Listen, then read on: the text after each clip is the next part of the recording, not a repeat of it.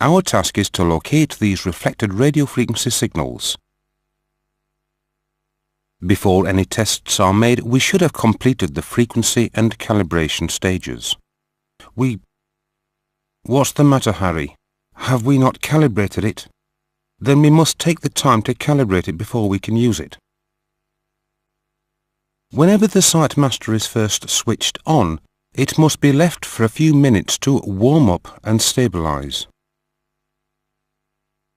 The site master package contains a phase-stable extension cable and a calibrated terminator. Connect the extension cable to the RF out reflection socket. The calibration will take into account the properties of the cable so accurate measurements can be made. Now continue by telling the site master what range of frequencies you will be using.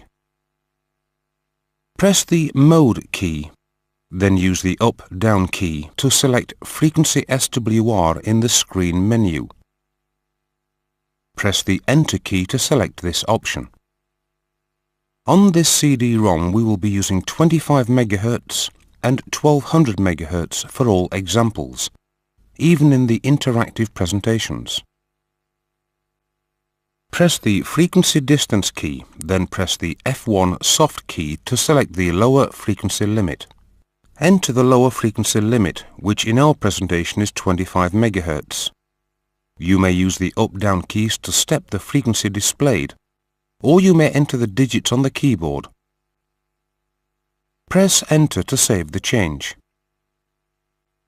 Press the F2 soft key and enter the upper frequency limit. This will be 1200 MHz. Press the Enter key to save the change.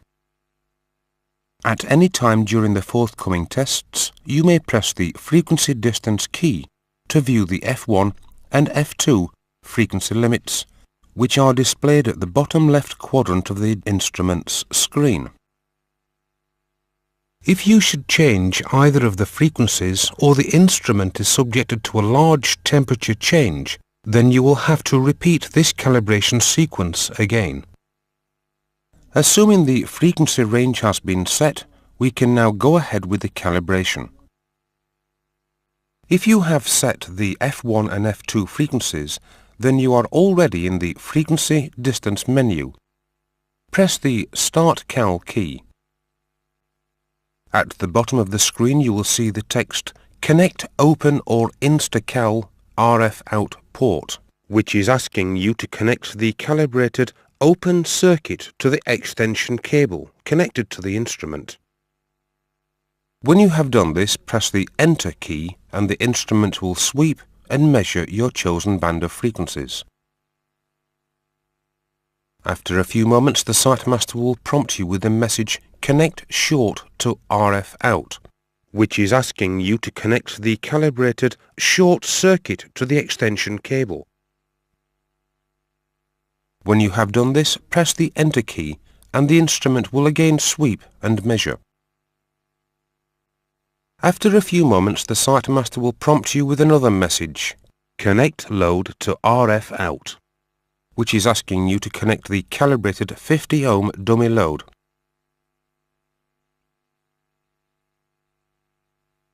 When you have done this, press the Enter key and the instrument will once again sweep and measure. Now you will see the message Cal On at the top left of the screen. If the instrument was not calibrated, then you would have seen the message Cal Off, as well as a very, very large Calibration Off warning box in the middle of the display. Harry, take note.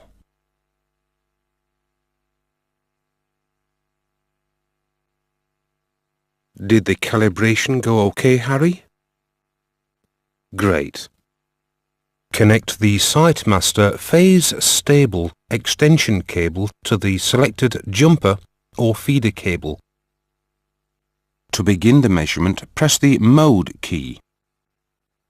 The Up-Down key will now scroll the display up and down the screen menu. Select Frequency SWR and press the Enter key.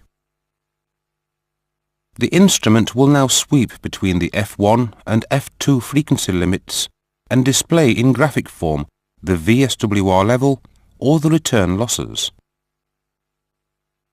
In our example, we have selected VSWR and we see that there is nothing wrong with our antenna system. An elevated reading indicates a high VSWR.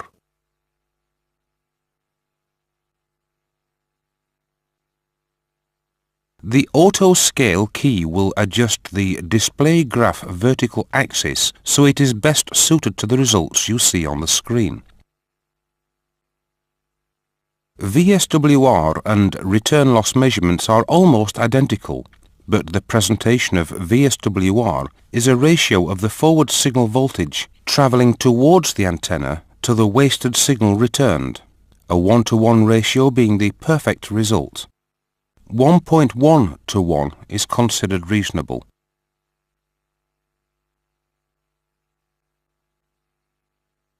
Return loss shows, in decibels, the relative signal power level returned or reflected back from the antenna.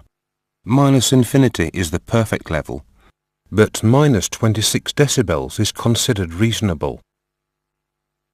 To measure the return loss, press the Mode key.